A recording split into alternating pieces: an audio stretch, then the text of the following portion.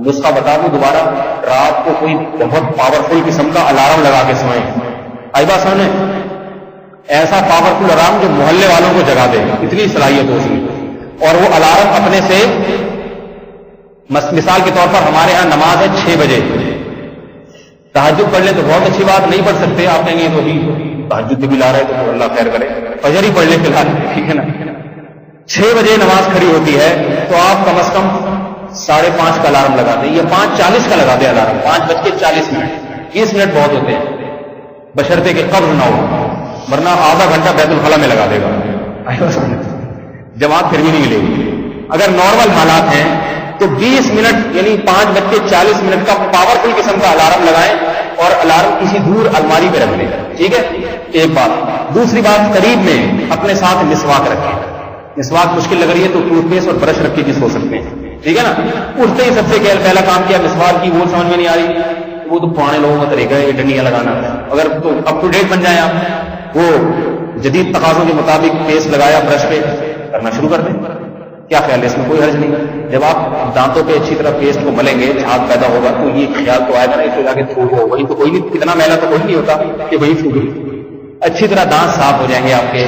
دن کا آغاز اچھے منہ کے ساتھ ہوگا اور الارم بھی بند ہو چکا ہوگا. اس وقت تک کافی حد تک نیند بھاگ چکی ہوگی. پھر بستر آپ کو دعوت دے گا، آ جا یہاں لیٹ جا، آیا واپس آ جا، مولوی صاحب نے غلط تیرے کو پٹیاں پڑھا دی، واپس آ جا. بستر سے کیا وضو کر کے آ رہا ہوں، صرف وضو کرنے دے. یہ نسخہ حدیث میں بیان کیا گیا ہے. وضو کر لے، حدیث کا مفہوم بتا رہا ہوں آپ کو. جب وضو کر لے گا تو حدیث میں آتا ہے شیطان نے جو 3 گریں لگائی تھی ان میں 2 گریں کھل چکی ہوئی، اب صرف 1/3 سستی باقی ہے اور پھر شیطان کا زور ٹوٹ چکا ہوتا ہے. انسان کے اندر وضو بھی کر لیا، چلو یار نماز پڑھ لو، آ کے سو جاؤں گا میں. ٹھیک ہے نا. سونے کو دماغ میں رکھیں ورنہ نفس کہہ رہی سونا چھوڑ تو یہ کیسے ہو سکتا ہے. سمجھاتے نا سو جائیں گے تھوڑا ٹھہر جائے.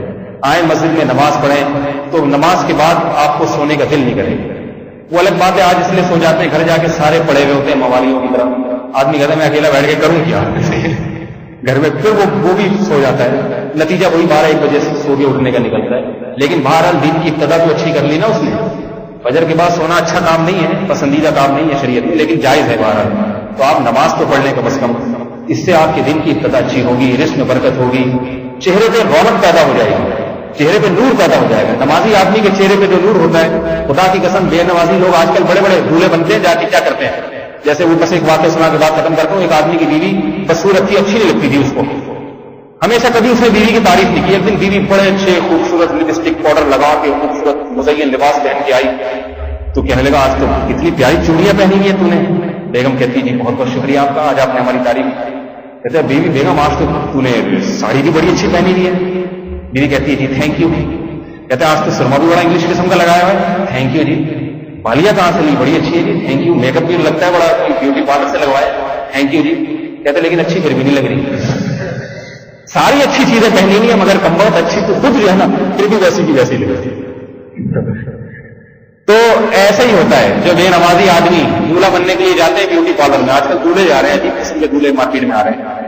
دولہا جا رہا ہے وہ تھریشر کہتے ہیں، کیا کہتے ہیں اپنی کسائی کے لیے چہرے کی. عورتوں کو یہ کام اچھا لگتا ہے میرے بھائی، مرد کی مردانگی کے خلاف ہے. میں دولہے سے کہتا ہوں صابن سے منہ دھو لو، اگر بہت ہی خوبصورت ہے ڈیٹول سے دھو لو، اس سے زیادہ کی ضرورت نہیں ہے. یہ مردانگی کو چیلنج ہے، یہ مردانگی کو چیلنج ہے کہ آپ جا رہے ہیں بیوٹی پارلر میں بیٹھ کے اور منہ پہ مالشیں ہو رہی ہیں کریموں کی اور بھاپ سے آپ کے مسام سے مختلف چیزیں نکالی جا رہی ہیں اور چکنے چاٹ بن کے آ گئے.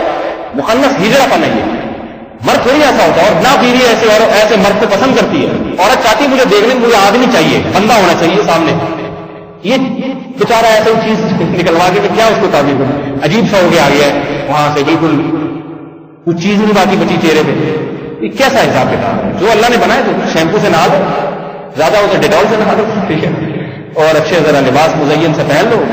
کڑھائیاں ایسی آ رہی ہیں دونوں کی، عجیب چمک پٹیاں لگی ہوئی ہوتی ہیں دولہے کے کپڑوں. کچھ دن پہلے آئے دولہا صاحب آ رہے تو ان کے سامنے ایسا صحرا ان کو نظر نہیں آ رہا اندھیرے میں.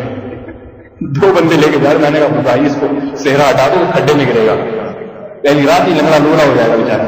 عجیب عجیب چیزیں. تو دولہا کو چاہیے وہ آدمی اگر ہے اپنے آپ کو مرد سمجھے تو نہائے دھوئے، شادی کے دن ہے تو اچھے کپڑے پہنے، مزین لباس پہنے، لیکن چھچھور پنے پہ نہ ہوتا رہے معذرت کے ساتھ. بہرحال تو میں بتا رہا تھا بے نمازی کتنا ہی تیار ہو جائے چہرے پہ اس کے نور اور رونق پیدا نہیں ہوتی.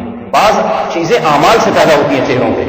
وہ نماز آپ پڑھو فجر کی، انشاءاللہ دیکھو چہرے پہ کیسی رونق پیدا ہوگی. اللہ تعالیٰ ہمیں نماز کا پابند بنائے اور نماز کو ضائع کرنے سے بچنے کی توفیق عطا فرمائے. ہمارے